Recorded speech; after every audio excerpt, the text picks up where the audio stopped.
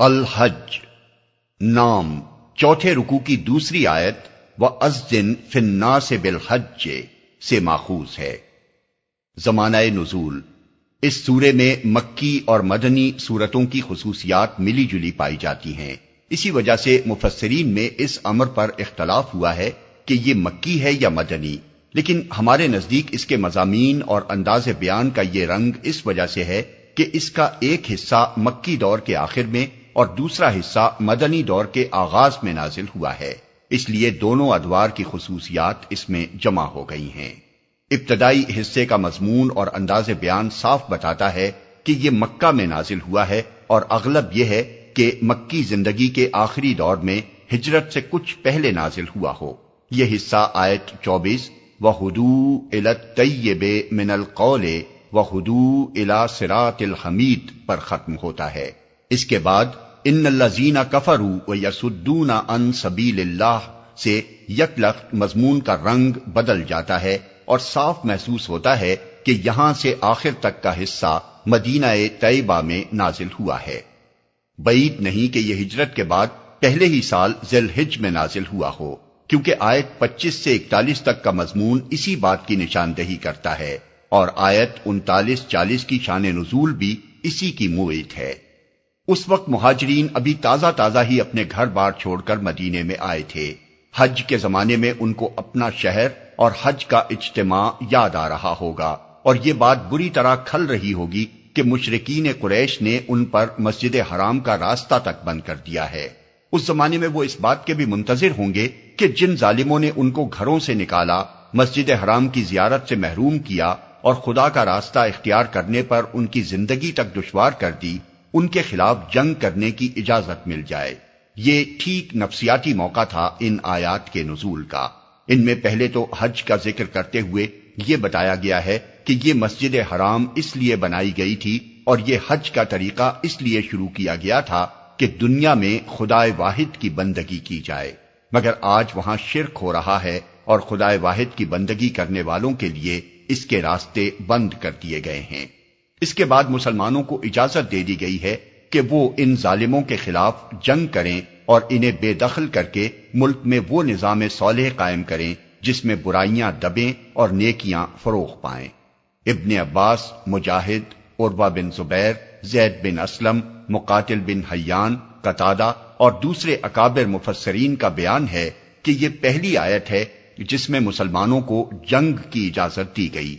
اور حدیث و سیرت کی روایات سے ثابت ہے کہ اس اجازت کے بعد فوراً ہی قریش کے خلاف عملی سرگرمیاں شروع کر دی گئیں، اور پہلی مہم صفر 2 ہجری میں ساحل بحر احمر کی طرف روانہ ہوئی، جو غزوہ ودان یا غزوہ ابوا کے نام سے مشہور ہے۔ موضوع و مبحث: اس سورہ میں 3 گروہ مخاطب ہیں: مشرکین مکہ، مذبذب اور متردد مسلمان، اور مومنین صادقین۔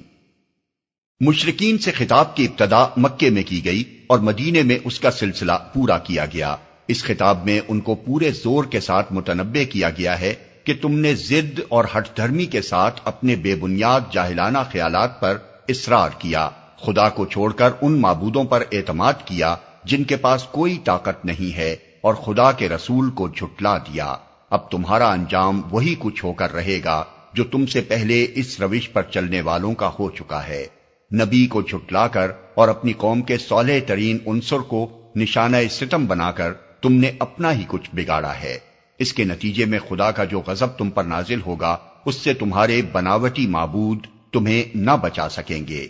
اس تنبیہ و انذار کے ساتھ افہام و تفہیم کا پہلو بالکل خالی نہیں چھوڑ دیا گیا ہے۔ پوری صورت میں جگہ جگہ تذکیر اور نصیحت بھی ہے، اور شرک کے خلاف اور توحید و آخرت کے حق میں مؤثر دلائل بھی پیش کیے گئے ہیں۔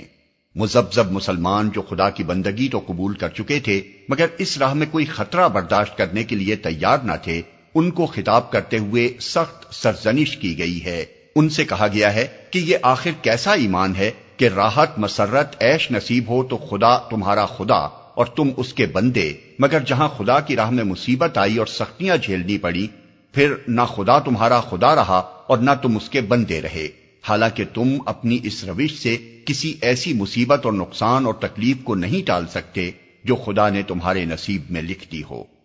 اہل ایمان سے خطاب دو طریقوں پر کیا گیا ہے۔ ایک خطاب ایسا ہے جس میں وہ خود بھی مخاطب ہیں اور عرب کی رائے عام بھی، اور دوسرے خطاب میں صرف اہل ایمان مخاطب ہیں۔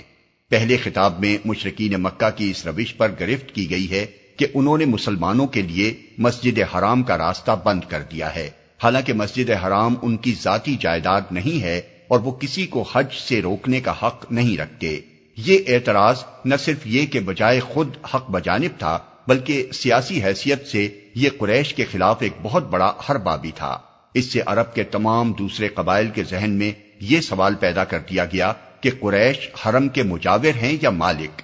اگر آج اپنی ذاتی دشمنی کی بنا پر وہ ایک گروہ کو حج سے روک دیتے ہیں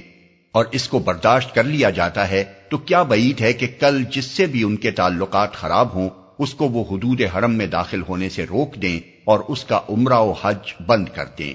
اس سلسلے میں مسجد حرام کی تاریخ بیان کرتے ہوئے ایک طرف یہ بتایا گیا ہے کہ ابراہیم علیہ السلام نے جب خدا کے حکم سے اس کو تعمیر کیا تھا تو سب لوگوں کو حج کا اذن عام دیا تھا،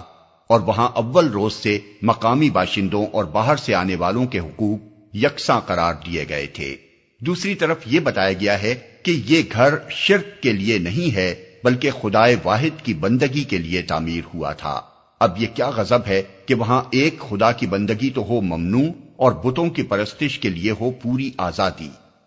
دوسرے خطاب میں مسلمانوں کو قریش کے ظلم کا جواب طاقت سے دینے کی اجازت عطا کی گئی ہے، اور ساتھ ساتھ ان کو یہ بھی بتایا گیا ہے کہ جب تمہیں اقتدار حاصل ہو تو تمہاری روش کیا ہونی چاہیے اور اپنی حکومت میں تم کو کس مقصد کے لیے کام کرنا چاہیے۔ یہ مضمون سورہ کے وسط میں بھی ہے اور آخر میں بھی۔ آخر میں گروہ اہل ایمان کے لیے مسلم کے نام کا باقاعدہ اعلان کرتے ہوئے یہ فرمایا گیا ہے کہ ابراہیم کے اصل جانشین تم لوگ ہو،